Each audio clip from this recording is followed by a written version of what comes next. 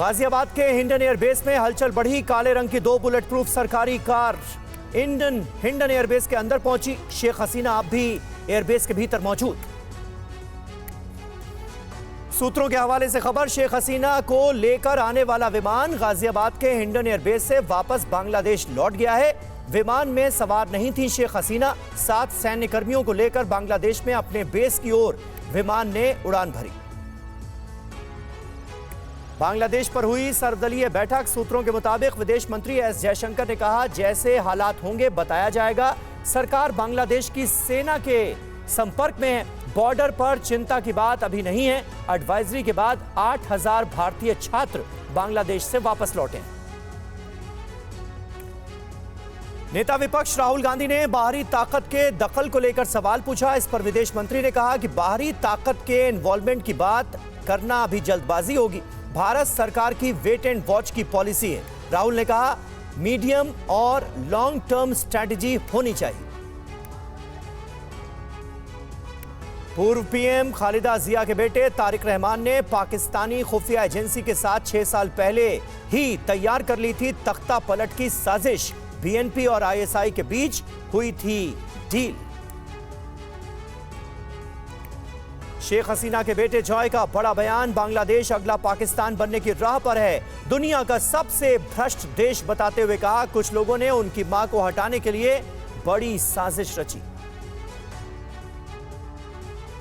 बांग्लादेश में नोबेल पुरस्कार विजेता डॉक्टर मोहम्मद यूनुस होंगे अंतरिम सरकार के मुख्य सलाहकार। प्रदर्शन का नेतृत्व करने वाले छात्र नेता नाहिद इस्लाम बोले, अंतरिम सरकार के दूसरे सदस्यों के नामों की घोषणा जल्द। बांग्लादेश में तख्ता पलट के बाद ढाका में आज बैंकों के बाहर दिखी हजारों की भीड़। लोगों को अपनी जमा रकम को लेकर भी चिंता। तख्ता पलट के बाद सेना में वापस लौटे ब्रिगेडियर जनरल अब्दुल्लाहिल अमान अल आजमी। शेख हसीना की सरकार में साल 2012 में आजमी को बर्खास्त कर दिया गया था। हिंदुओं पर हो रहे हमले को लेकर बांग्लादेश की सेना ने बुलाई आपात बैठक। हिंदुओं के खिलाफ हिंसा से हालात बेकाबू।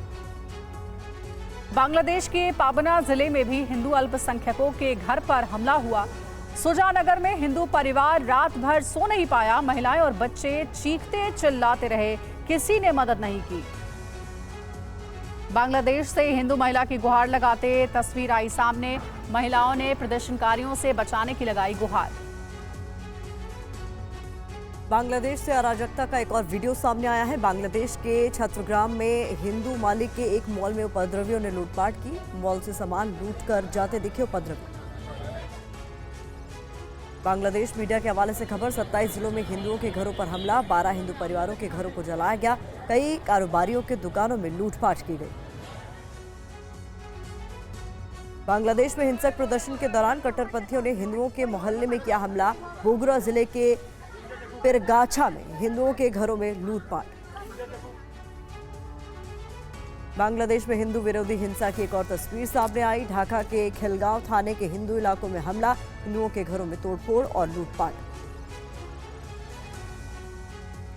ढाका में खौफ के साए में हिंदू परिवार। मंदिरों पर हो रहे हमले के बीच ढाकेश्वरी मंदिर के बाहर हिंदू छात्र पहरेदारी करते नजर आए।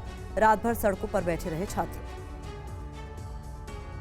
बांग्लादेश में हिंसा के बीच बांग्लादेश की सेना ने हिंदुओं के लिए जारी किया हेल्पलाइन नंबर। हिंदू परिवार किसी हमले या खतरे के आभास के दौरान कर सकते हैं संपर्क।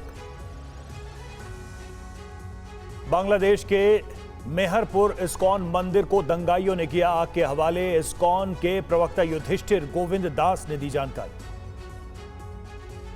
भारत बांग्लादेश सीमा पर सख्ती बढ़ी। बीएसएफ के महानिदेशक लजीत सिंह चौधरी लगातार दूसरे दिन बॉर्डर पर पहुंचे।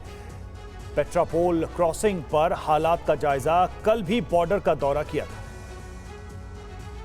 बांग्लादेश की संसद में घुसे प्रदर्शनकारियों ने लूटे 55 लाख टका। छात्रों ने सेना को सौंपी लूट की रकम। ढाका में मीडिया चैनलों के दफ्तरों पर हमला। पत्थर मारकर इमारत के शीशे तोड़े। कल की हिंसा के बाद भारत में रह रहे बांग्लादेशी वापस अपने देश लौट रहे हैं। घर की सुरक्षा की चिंता में बांग्लादेशी। अमेरिका के न्यूयॉर्क में बांग्लादेश के वाणिज्य दूतावास पर भीड़ ने किया हमला। उग्र भीड़ ने दूतावास में घुसकर शेख मुजीब की मूर्तियां हटाई। दूतावास कर्मचारियों से बदसलूकी की। बांग्लादेश पर अमेरिकी विदेश मंत्रालय के प्रवक्ता मैथ्यू मिलर का बयान, हिंसा में आहत हुए लोगों के साथ हमारी संवेदनाएं, हिंसा को खत्म करवाने की कोशिश हमारी प्राथमिकता।